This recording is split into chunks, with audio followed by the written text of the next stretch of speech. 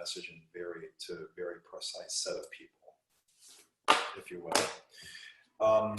And so as a firm, I mean, we do, I think, like in terms of this whole world of programmatic display, that's really the area that we focus on, but it's geofencing is what we market because that's the thing that really resonates with people. And typically we will build out more comprehensive campaigns that are inclusive of geofencing, but most of the marketing budget will just go towards geofencing, if that makes sense. And so, no, I'm not sharing my screen just yet, but let me go ahead and share it. So just to give you a quick stylized example of how the geofencing works, I just finished up a webinar with someone a second ago, but ultimately I like to use the example of Nally Nissan and Rick Hendrick of Chevrolet. Let's say Rick Hendrick of Chevrolet happens to be our client. I spelled that wrong. Yeah. And Rick Hendrick of Chevrolet is our client, but they want to geofence Nally Nissan. Part of what we can do is target individuals that walk inside this geofence.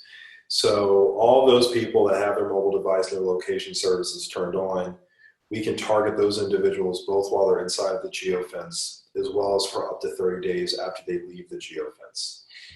And they can see the ads in two ways. The first way is through mobile apps.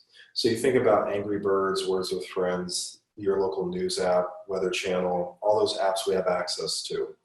And I'd say the other 2% of the inventory may go towards websites, but I think the vast majority of the ads are typically through mobile apps when it comes to geofencing. And so whether it's just one location or 10 or 20 locations, I mean, we pretty much have that level of targeting that we can do on our end. And then we can also measure foot traffic. So let's say Rick Hendrick of Chevrolet, they wanted to see how many individuals saw their ads or clicked on their ads and then came back to their physical storefront. We can build what's called a conversion zone around their location and reach all the individuals that saw their ads or clicked on their ads from here and then came back to their physical location here, which is nice.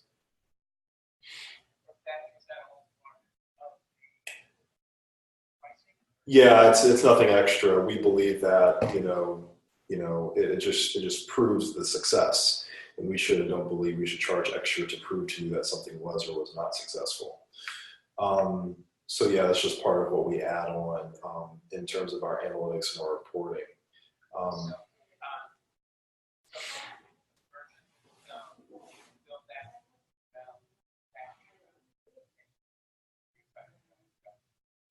That is correct. Yeah, that is correct. That is correct. We do have a full white label program for our agency partners. So if you're an agency and you want to bring the solution to your clients, we typically charge an $8 CPM rate, but for our agency partners, we bring that rate down to $6.50 normally. And our minimums are $1,000 a month. So if you were to charge your clients $1,000, it would be $1,000 minus that delta between the 8 and 650. And the $6, that 650 can come down based on volume, and that is spelled out in our agency partnership agreement.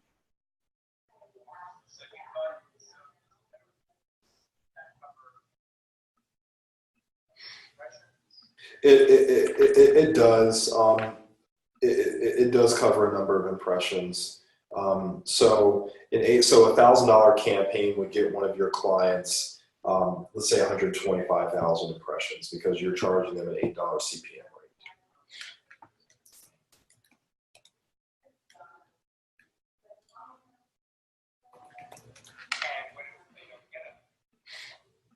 rate. Depending on the situation, in most cases, the client will definitely get 125,000 impressions.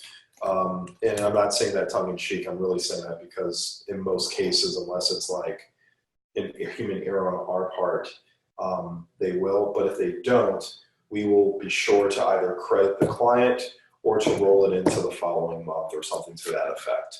Or if the client wants to add in additional locations, then we'll do something more along those lines. That's typically how we'll do it. But it's rare that that happens. Only time that does happen is when it's a human error, but if that's the case, you know, we credit the client so that they're getting the full spend of what they spent their money, what they, you know, put their money towards.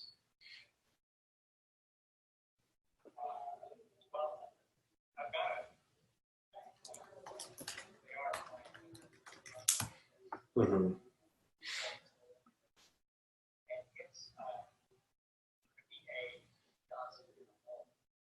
Mm.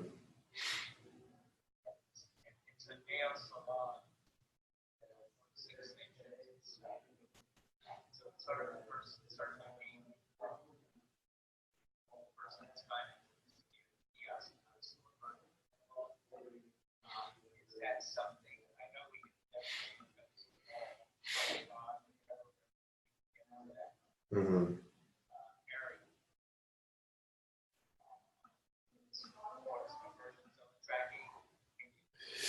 Yeah, no, unfortunately we can't track the it's very tough to do. We can definitely track, we can definitely geofence the mall for sure. We just can't geofence or target or build a conversion zone around where the kiosk may be. That's the only part. Exactly, exactly. Just as a side note, I sent you two emails. One includes sort of a lot of the agency partnership documentation, including the agency partnership agreement. And the second email I sent you is the pricing for our agency partners. And I'm going to send you one final email, or actually no. Yeah, I think I'm going to send you this other email. So the other email lays out sort of the creative that we typically need to get campaigns live. So you'll have that as well. The last one is like a lot of times we need creative ads from our clients, and so that just really spells out what that process looks like, whether you want us to do it or if you want to do it yourself, or if you have a team that does that for you.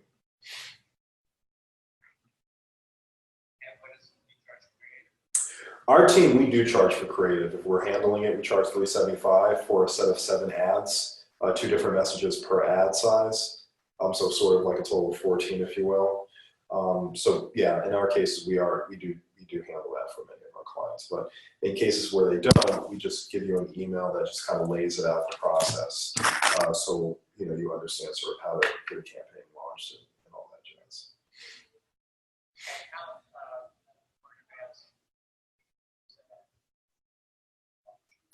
Normally, we just need to have the locations that you want to target. Um, usually I was telling you that we like our campaigns to be a little more comprehensive, so we may do 70–80% of the budget towards geofencing, another 10–15% towards search or keyword contextual targeting, then another 5% towards site retargeting, meaning hitting people that have been to the website. And then we want to continue to speak to those individuals. So once we have that information, the creative ads, and payment, of course, for the first month, we can get a campaign live within 2 to 3 business days tops, usually.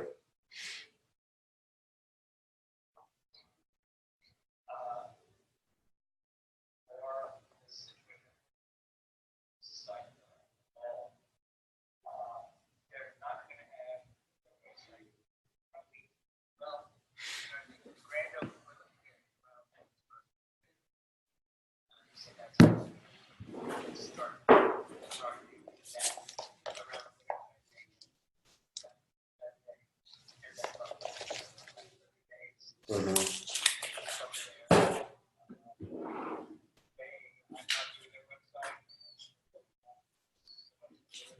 Mm-hmm.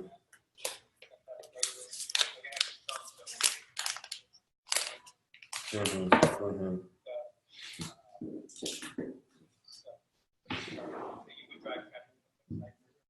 It would. We always have to have a URL or a website in order to send traffic to. Yeah. Always need to have that. Yep. And for retargeting. Yep. Mm-hmm.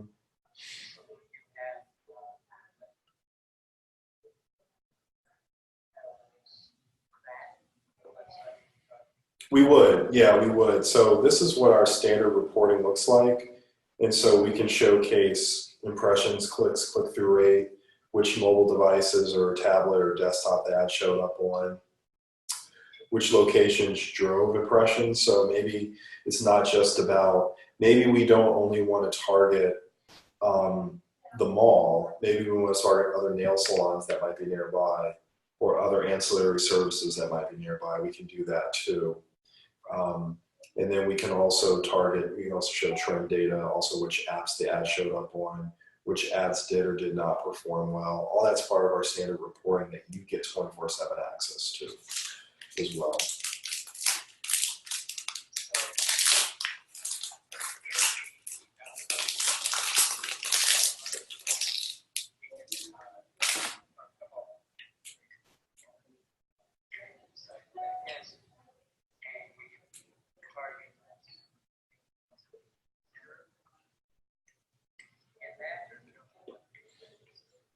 No, you can look, we usually recommend for every $1,000 that you spend, you do anywhere from 10 to 15 locations. Well, that's part of it. And then also we don't, I mean, if you think about it strategically, I personally wouldn't recommend just only doing the mall. Let's think about how many of those individuals are really just looking for, are sort of your mom or your woman that wants to get their nails done. Whereas there's a lot of kids that go to the mall. That's not your right demographic. There's a lot of men that go to the mall. That's your right demographic. But instead, we're trying to behaviorally, at the very least, get our message in front of those that are most likely to need our services. And if you can target other competitors that might be nearby, then that might be a better way to do it. Or certain parts of the mall, for example, that might be a better way to do it.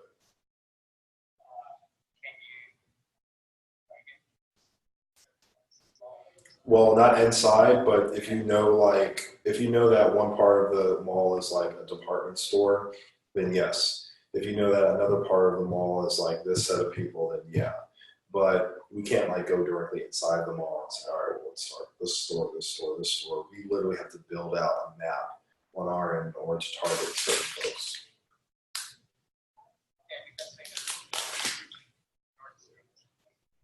Mm-hmm. Mm-hmm.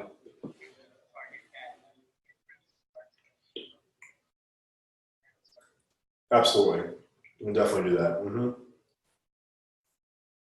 We can definitely do that.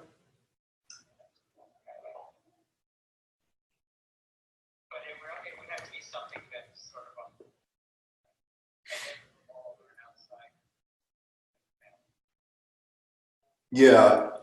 Well, it can be both the inside of the mall. So it can be both the inside of the mall. When I say the inside, I mean it could be, you know, like that portion of the mall that's Nordstrom's, and it can be the entrance to Nordstrom's as well. Okay, because also at the other end, another mall, there's another nail salon. So target that. Right, exactly. Target that area. Mm-hmm. Yep. You can definitely do that as well. I like Absolutely. this is no one's ever explained that kind of thing can be done because the malls are different. Yeah, it's just you have to be very strategic with it because you don't want to waste your impressions on those that are most likely not going to need the service. Yeah, so if I, in creating this, if I say, okay, here's a map of the mall, you can help me sort of strategize on how to target that? Yes.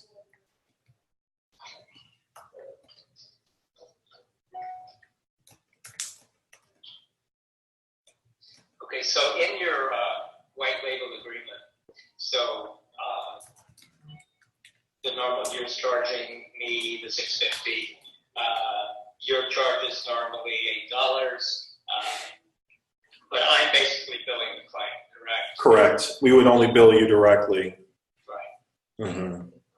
Okay.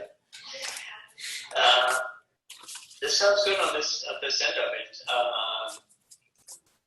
Probably want to talk to you more about some of the other things you do, the other kind of retargeting, different things. Yeah. As we get closer, but this is a lot of good information now for what I need. So you've sent me some of the agreements and everything. Once I get that set up, then what do I have access to? Any kind of, do I have a dashboard or just? Yeah, so this it looks kind of like this report essentially, but that's the dashboard that you'll have access to. You can look at the data in terms of different date ranges, and then when you have more clients, you would be able to see each of your different clients that way as well. Okay, gotcha. So and you white label the dashboard. Yes. Okay, and there's no charge to get that set up, or do I have to? No, like right now we don't charge our clients for that. We do have an expense that's incurred on our end, but we just try to eat that. At least right now we do. Will there be any sample data like you have now in the dashboard? You mean if the client's campaign is not live? Well, say I have can I use that as a selling tool and say, hey, here's, where we're going to get reports, where you'll be able to see, et cetera, et cetera. So anything in there? So we don't have anything yet, but what you could do is you could take this report, just white out sort of our logo here, and that's one that you could share with your clients if you wanted to do it that way. Okay.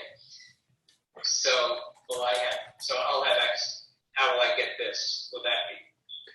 Yeah, we would in order. So well, this is a link that you can print out, but also in terms of the actual dashboard, we would send you login information so that you can log in yourself and have your own login credentials effectively. Sure. Okay. So you'll send me this link, or that link is in this information you sent me? Yeah, this link is definitely in the information that I sent you for sure. Okay. Okay. Good. Do you have any other questions for me, or any questions? I do. I'm just curious. So that's sort of, I guess that was the one client. Well, no, I guess not really. I mean, I think I understand sort of, the background behind your agency. I mean, do you guys do other things like AdWords, SEO, or? Right. So Backer Media is part of Can Do Digital, which is the website that's on my emails. So Can Do Digital is Andy Cantor. He's website development, graphics design, online, print media, also. And I handle the digital side of it with SEO, AdWords, Facebook, social media, Facebook targeting. Got it. So that's the area that we handle, and then we do have someone else that does digital media, sort of not part of the company exactly, but in our little group. But I like what you have to offer a lot better than what she does. Fair enough. Yeah, I mean, she's going somewhere else to get it, and she just doesn't have the background. Sounds like the infrastructure that you have. Do you do anything like Waze marketing or? No, we don't get that granular, like by way of very specific apps. I mean, we could if a client wanted us to. I mean, we care more about the audience rather than the channel in which the audience is being served, if that makes sense. But yeah, I mean, like a lot of folks could just go directly onto Waze and say, "Oh, I want to advertise through here." We try to, I guess, show a certain sense of sophistication in how we're getting our message to on behalf of our clients. Sure. So I've been doing this internet marketing for about 10 plus years. My background is video production at a production company in Houston for a lot of years. Sure. I moved to California about 15 years ago and did video till about 2008 when that recession hit, and then started doing internet marketing for myself and for some products. And other people asked me if I could do it for them, and we built the business up. And I sold it 3 years ago and stayed with the company that bought me for 2 years, and then went back on my own a year ago. And Can Do Digital is another former company that was bought out by the same group that bought me. He left also, so we've sort of stayed. He's in Philadelphia area, so we stayed as partners. Got it. Yeah. It's not working well. Got it. Not working well. But the geofencing in this area is something that's new to me, and it's, as I mentioned it around and networking and speaking to people, there's a lot of interest. So I think it definitely is something that is raising eyebrows. Yeah. Could get a lot of traction, and I like the fact that you're combining it with other, search targeting and retargeting with other avenues also. Well, and let me just say this really quick before we get off. I think the key is it's not like, this is sort of a mix between brand awareness and direct response marketing. And a lot of the things that we do in marketing, it takes time. I'm not saying that geofencing is the penicillin, but it is very effective because we're ultimately getting our message directly in front of those people that matter the most to our brand. And we're also cutting out the waste on those that we don't intend to target to begin with. So I think personally, when you couple this strategy with like SEO and, paid search and, Facebook advertising, and you have a lot of things rolling that way, that's when you have something that's really, really effective. And that's sort of the approach that we try to take. I mean, we have clients with AT&T and a few others where, for them, we just do event targeting for them because they do a ton of other stuff, but it works really well because they sponsor a lot of events, and then they have, AT&T, locations for people to sign up. Sure. And it just sends it sends a lot of people their way. It helps, maintain that brand notoriety, if you will. So exactly. I think, part of it depends on the client, the customer, the offer, but it's when you have sort of that surround sound marketing plan when it can really make a difference. Yeah, no, I like it because no one thing works anymore. You really need to build it across a number of platforms. Right. Because there's so much competition in everything. We're bombarded with stuff. So. Right. Let me ask a question. You said you can target up to 10 to 15 locations. Do you put a weight on one location gets more than the other, or is it all pretty much those impressions spread equally wherever they come, they come? It's wherever they come, they come. Okay. Yeah, it's wherever they come, they come. That's usually. Mm-hmm. Yeah. Good. Well, good. Well, I'm going to look at all the forms, get them back to you, whatever I need to fill out, and sign up and get like the dashboard and print out a this report and start using this in some of my marketing, and we'll go from there.